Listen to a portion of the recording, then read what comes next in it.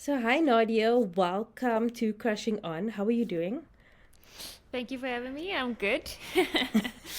Just got home from work and looking forward to chatting with you. Oh, that's great. So okay, let's go back to the beginning and tell us how your journey with animation began. Okay. Well, when I never really knew what I wanted to study at school, but when I was in primary school, like grade 3 or something, I think I wanted to become an inventor uh, or an animator. Right? I wanted to make like animation films. I didn't actually know what an animator was. But then, fortunately, I could do well at school. So in high school, I did really well, and I knew I wanted to do well because I knew that I needed bursaries to study, to get freedom after school. So I went to UCT for a year, and I applied for what's it called, PPE. And I got accepted for that. But when I got there, I just did like random courses because I didn't know what I wanted to do. And then I found out that you could study animation, and so I decided to transfer to the animation school in Woodstock, and I got a bursary. And yeah, so basically, I got into animation because in the world of animation, you can create anything. If I had to continue to study the sciences, I think you learn a lot about the world, right? The earth and the universe, and you learn all the rules. But with animation, you can Google those rules and then apply those rules, and then you can break them and you can create your own rules. It's like a big playpen, really. So that's how I got into animation. And it's really thanks to the NFVF, the National Film and Video Foundation, that basically sponsored all my studies. And I think they sponsor a lot of people's studies who want to get into animation, because it's very expensive to get into it because of, you need a fancy computer, and the fees it's very expensive. So yeah, if there's anyone out there that wants to get into it, I recommend looking up the NFEF bursaries. So, I mean, like the big news now is that you co-wrote, co-directed this amazing short film for Star Wars Vision. I'm saying it, our song, Our our song, song, yeah. our song. So, how did you come up with the idea of our song? So the way that the whole thing happened is that Lucasfilm approached Triggerfish. Triggerfish is like the biggest animation studio in Africa. They're in Bergvliet in Cape Town. And then Triggerfish contacted people that they worked with in the past, myself included, Daniel included, and they asked people to like pitch stories. We actually I wasn't gonna pitch any stories, and he wasn't gonna either. And then someone convinced us, basically begged us to pitch. And then I pitched a story about a character that sings and connects to the force through singing. It was a different story to the story of the film now, but that's sort of the core of the story. And then that got Triggerfish selected my pitches as well as four other pitches. And then I met Daniel. The two of us connected, and we had chemistry, and then we redid the pitch, holding on to the part of like connecting to the force through singing, through the voice. And then we pitched that to Lucasfilm, and then they selected the film. So how I came up, or sort of where that comes from, connecting to the force through singing. I sing, and I've always made music, and since school, and I've always felt a strong connection with singing. And so it's very much inspired by personal experiences and just the magic that I experience when I sing. It's a very intimate experience. I learn a lot about myself, and I think it's sort of very underrated. So what better way to like express the magic of that I feel when I sing than to connect to the force in the Star Wars universe through singing and through the voice. It's also so like I mean, we obviously know that the force you connect to it with feeling and with all this, but singing is such an obvious thing that I'm like no one has thought of before, and it works so brilliantly in the story how the singing just like for me once you started singing and things like it made sense. I was like, I need no other explanation. Like singing makes sense with the force. It just works perfectly. It's great that you think that. That's good news. But what is it like to like sort of play in the Star Wars universe? Because I mean, I know it's like a vast thing that you could do so many things in, but like, Yeah. What was that like? Man, it's really cool. It's like the George Lucas and the team and all of those people, like they've created things that work. They created this universe, and they created multiple stories within the universe. So there's a lot of problem solving that they already went through. So like coming into an already existing like full universe with lots of stories and all of that, it just feels like you're in a safe space, because they've got their soundscape, which is amazing. They've got their creatures, they've got their creature sounds. Lucasfilm themselves, they have their team on their side that are, amazing with just creating like Foley, or it's just like it just feels like such a safe space. It's like you're not coming into something and you're not having to figure everything out, like you're having to solve every problem, because a lot of the problems have already been solved. I think that was probably the most notable thing about like working in the Star Wars universe and getting to create in that space. Just like felt safe. And like, how did you choose, or how did you decide on the animation style that you used? Well, so Triggerfish, the Triggerfish studio, they've done many films where it's like it's CG, but it looks like it's stop motion. And I don't know if I need to define what that is. I don't know if your listeners know much about it. I actually don't know. Actually, maybe explain stop motion.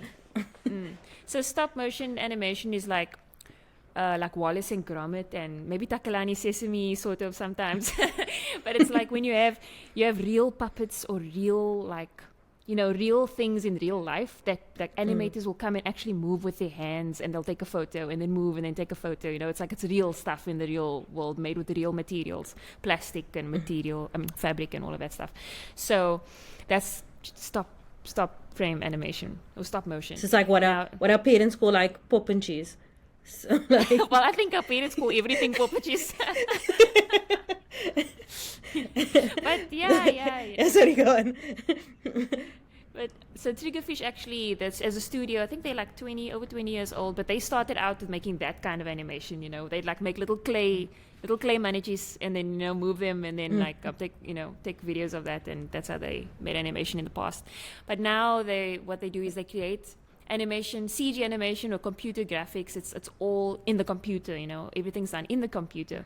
So like our film, everything is done inside the computer, but it looks almost like it's real. It looks like it's a real doll in real life. So the reason why we went for that style is because we wanted the film to feel almost like when people watch it, or when kids watch it, whoever, it's almost like you're watching toys. It gives you that feeling or that memory of when you played with your toys outside.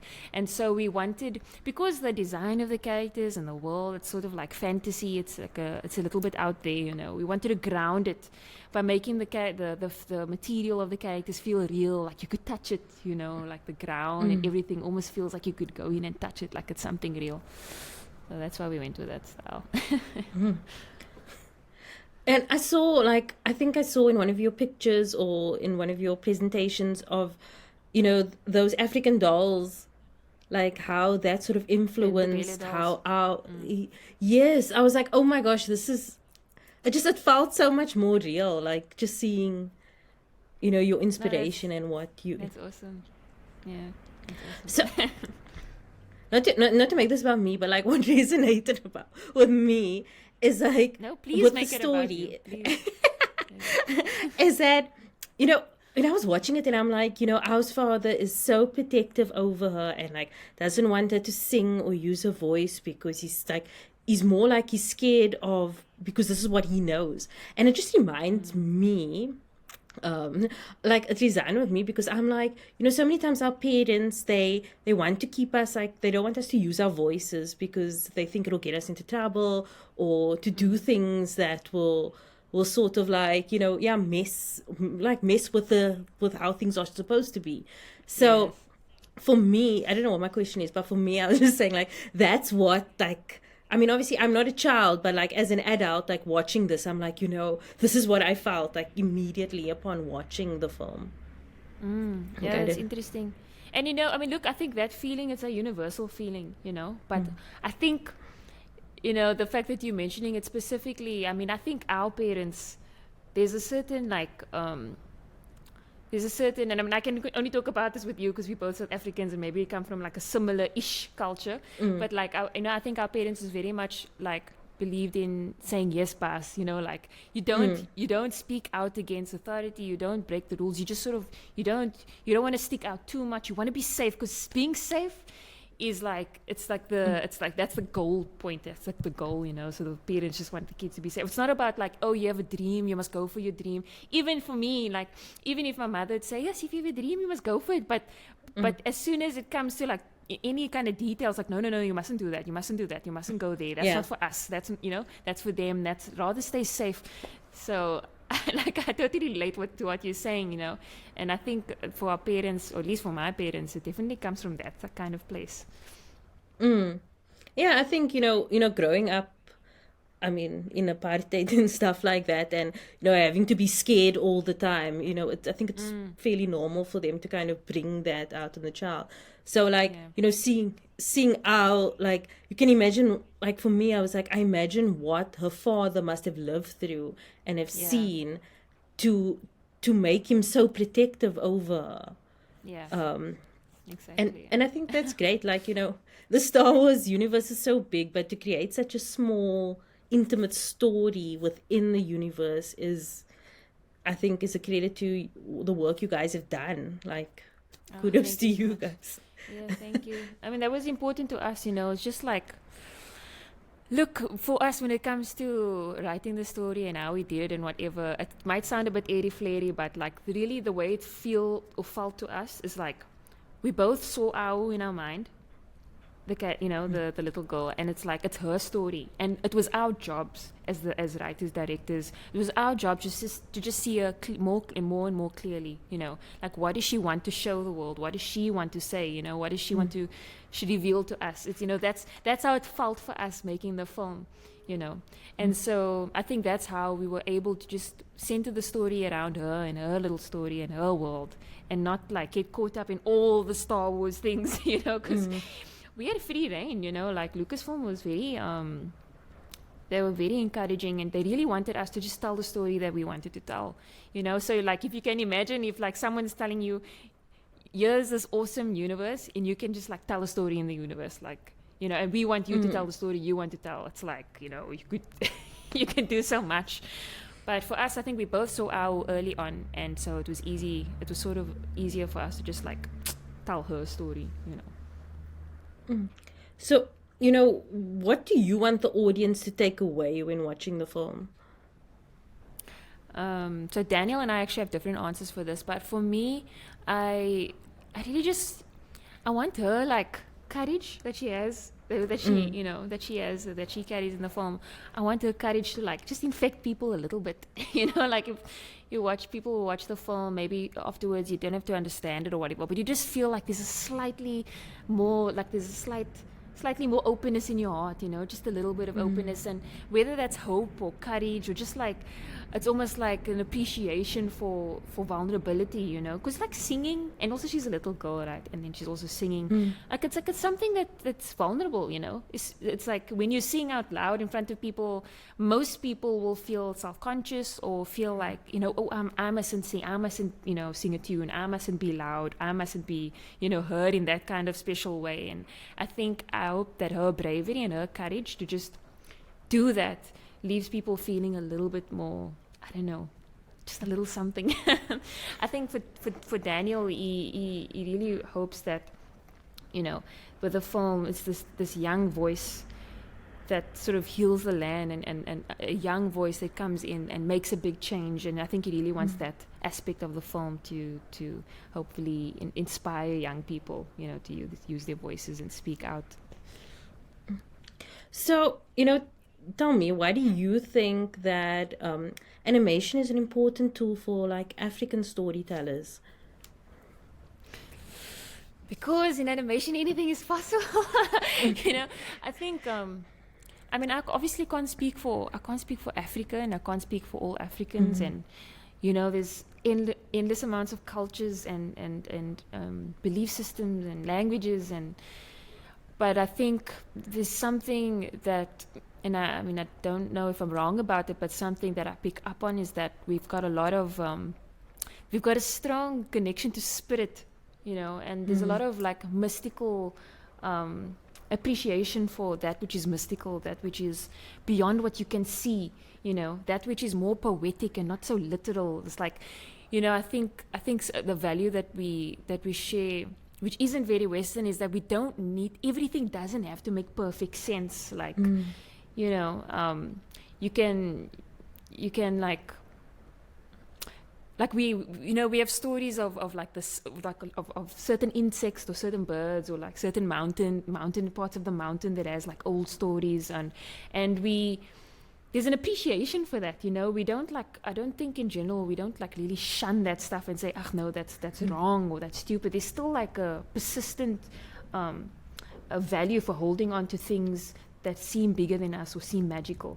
And for that reason, I think animation is a great medium, because with animation you can tell, you can create all sorts of fantastic fantasy like or non-logical material. It's just perfect for like storytelling that's based more on feelings and beliefs in things that isn't necessarily like accepted in the West or scientifically accepted. It's just like you could really just like express your heart, and it, the only limitation you have is like what you can imagine, and then obviously budget, because animation is very expensive.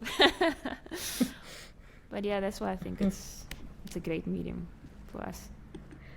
I was at some pitch thing of like different animation. I think it was at Fame Week last year, Fame Africa, whatever. And I was like, oh, there's so much animation like talent in South Africa that I had never expected, because obviously we've seen the work that you guys have done in Triggerfish, and I didn't realize it was how much bigger than that it has been and can be. And I think that we're sitting at a point now where it's about to blow. Like it's about to, so, everyone's about to see.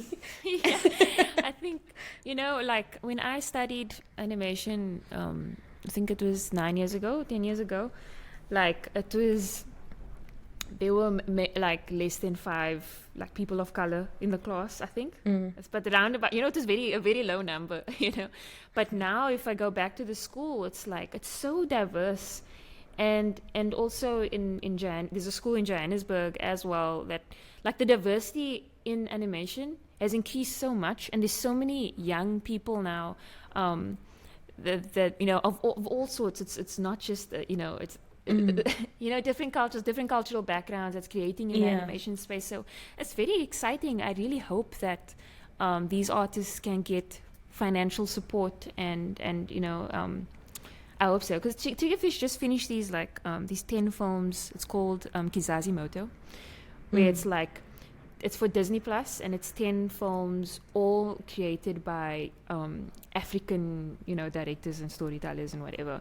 And I think the films, it's Disney's film, so Disney obviously has a big say in how the films how the stories go and all of that stuff. But I think it's definitely the first of its kind in that, like for Disney Plus at that scale, like 10 African films told by African storytellers, made by African, artists. Like, I think that's a big deal. That's a first, and that's coming out this year. And then that also coupled with our film, as well, which is like the first African contribution to the Star Wars universe. So I really hope that's, it means something. You never know, I hope the money comes pouring in from somewhere. Yes, no, I hope so too. So, on that, sort of, how is your experience as being like a woman of color in the animation space? How has it been unique, or how has it helped you, or, Yeah, well, I mean, definitely it's helped me. It's the simple fact that I could get bursaries. I mean, I'm assuming, I don't know actually, I remember there were, it wasn't just people of color that got bursaries, but I'm sure that it played a role in me. I assume so, getting bursaries. Anyways, so I think but at the same, I mean, I say that, but like it is necessary, you know. There's no, I wouldn't have been able to study if I didn't get bursaries. And I'm the youngest of 7 kids, and my sister above me, so she got a bursary and she went to go study. And then, you know, for me, that kind of set the example for me, and I sort of followed in her footsteps. So I think, so when I got to college, like I said, it was, you know, I was 19, I guess, when I started studying animation, and that was the first time that I mixed, that really mixed with other, you know, like white kids, and there were very few black kids, but I had black kids in primary school and stuff. So it's just like really mixing. I mean, I don't want to go to like, I don't like saying white and black. I hate that because it's like prescribing to an old system, you know. I mean, it's not forward thinking to me. But like, it was my first time mixing with you know, these kids or from other backgrounds. And when I started working, that was my biggest challenge when I started working, was the mixing factor. And now, like, it's just like I was like encountering new worlds. You know, it's like different kinds of mindsets, like having conversations, like how conversations would go, and if it touches on sensitive topics, like the way that it would be spoken about was very different to what I was used to, you know. And then like going into feeling very self-conscious about my colored accent, you know, like when I'm speaking now, you know, I'm sure you can relate. When you're speaking to your family, it's very different to when you're speaking, you know, in a workplace. Very much so. Yes. So just like confidence around, you know, that in not being able to speak like proper English or as well as everyone else, or you know, because you grow up with mingles and all that confidence stuff. I think working on this film, and then also obviously being a woman, they wouldn't, you know, I know of one other South African female director that's recently, also last year, directed a film. But like, you know, you don't have like these people that you can look to and speak to for advice, like these women. Because, you know, directing this film, I always thought I was a tomboy, but in directing this film and with Daniel, like I learned, wow, I'm a woman.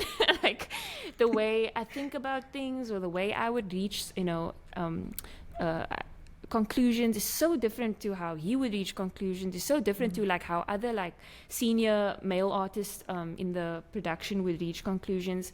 And I realized that while the system has really been built in a very masculine way, you know, and so I don't know, like I'm so keen right now to speak to other women in the industry who have gone through this process, to speak to them about that, like, you know, have they felt like a sort of, there's a more feminine workflow and a masculine workflow, and like how they've dealt with it. And yeah, it's very interesting. No, it is. I'm like listening to you and I'm like, yeah, you could like give a lecture and I would listen. I'm like, yeah, sure. But no, go on. No, I was just gonna say, I think, I don't know, I feel like the kids who are studying now, maybe it's different, and if it's different, that's great.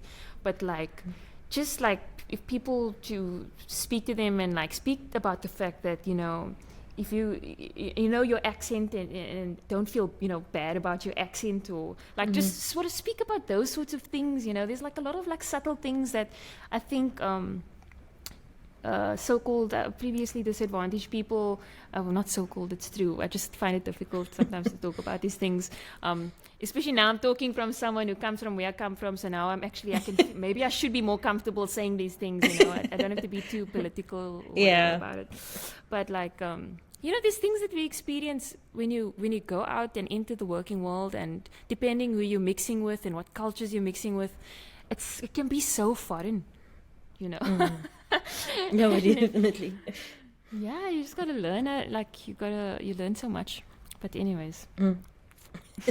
No, I agree. Like mine is a lot on the job learning, how to navigate through those different, and learning what you're okay with and what you're not okay with is a whole different ball game, and you know what you will negotiate with and what you won't. Yeah. I suppose I do wish that, you know, we should be talking to younger people about what they're going to experience, because there's a lot, there's people are like, oh, you should do this and you shouldn't do that, and this is okay in the workplace and this is toxic. But there's a lot of nuances. Like, if you are a colored woman, some things affect you more than it would affect somebody else, or a woman who comes from a white background, or a man, or a colored man even. Like, there's intricacies that we don't discuss, and which we probably should.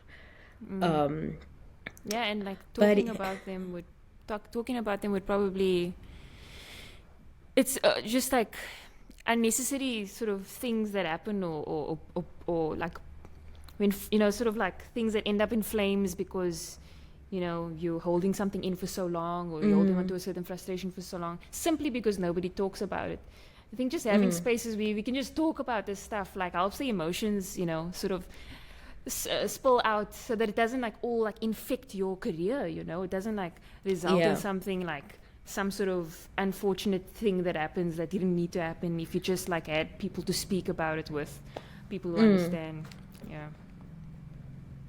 Yeah, which is going on, like I think a lot of problems in creative industries is that people, like women, tend to leave the industry instead of, because they've had such a bad experience at a particular job with a particular boss, and then we lose that knowledge bank because of that, because we don't talk about it, because we don't we don't deal with the issues, because we're like, oh no, they get replaced and it carries on and it carries on. It's the culture that we don't deal with, I think. Yeah, I'm fortunate enough to not have encountered that, or like in the animation industry, but I don't know if I have or not. But yeah, I guess these things it takes time. Unfortunately, it takes time, and it takes a lot of people it takes individuals to be extremely courageous and like put their careers at risk and speak out. And then that goes back to our song. Yeah. Being courageous. I don't know if it's not very smart for me to say this, but like, who knows, maybe being like a person of color played a role in my pitch getting selected, being a woman, person of color, because, maybe that's what, like, the sort of boxes that need to be ticked, you know what I mean? Like, right now. But, so there's I think there might be a chance that that's played a role in certain opportunities that I get. And, for me personally, it's conflicting, it's like, it feels strange. I used to really, I used to hate it to a certain extent, and I've turned down opportunities because I've been told that we need more people of color, we need women or whatever, and then I turned those opportunities down because it felt to me like, okay, so do I actually matter, or is it just the fact that I help your stats, that type of thing. But now I feel like I don't feel that way anymore. I feel like I need to accept myself, accept my story, and accept that, with people giving us opportunities, or the government giving us opportunities in whatever way, is just them trying to somehow do something, and it's a hand that's reaching out. And I think right now I feel more accepting of a hand that's reaching out. I think whereas before I felt it's confusing. It's like it's just like, why do I deserve this? Why does this? I don't know. That's another thing I think it's that should be spoken about more often. But it's still I also think that your unique perspective also probably made the story more. I mean, not to yeah, no, not to go against your your team, but I mean, like, I think that because you come from that unique perspective, it tells the story. Like,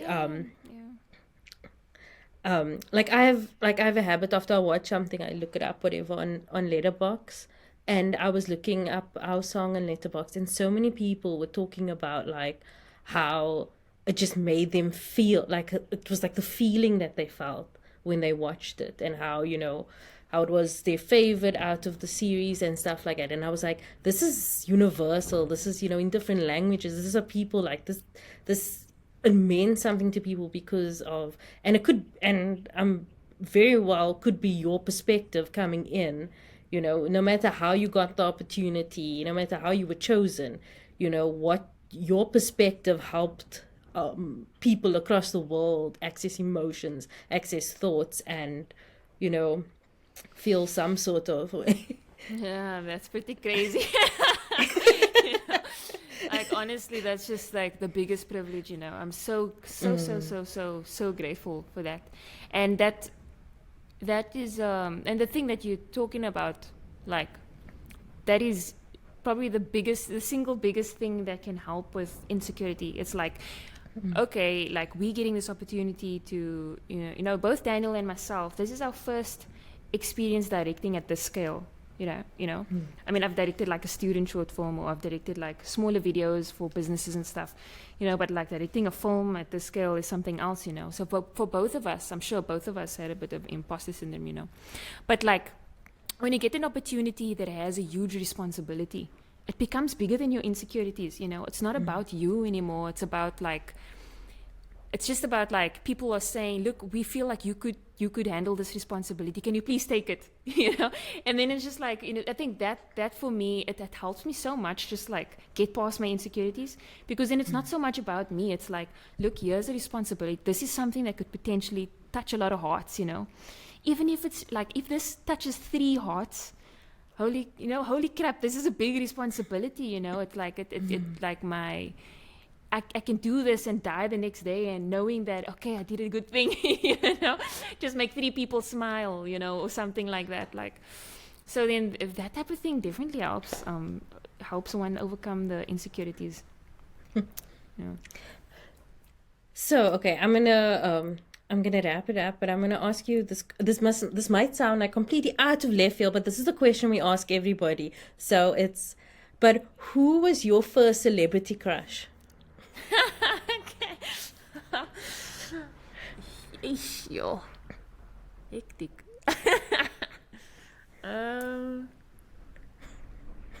Oh, of course, Goku from Dragon Ball Z. I love it. Does that count on brand? As a celebrity? Yes, it does. Yeah, it is definitely Goku. I love that. But what do you have coming up? Like, what are you working on now? So I'm a co-founder of a small animation studio called Goon Valley. We do videos for like businesses, you know, but B2B and B2C, adverts and stuff. So I'm back with the team again after finishing the film. I'm there right now. But otherwise, I'm writing stories. You know, I think if you're a storyteller, you can't stop. You know, always writing stories, always making music. So, you know. I love that.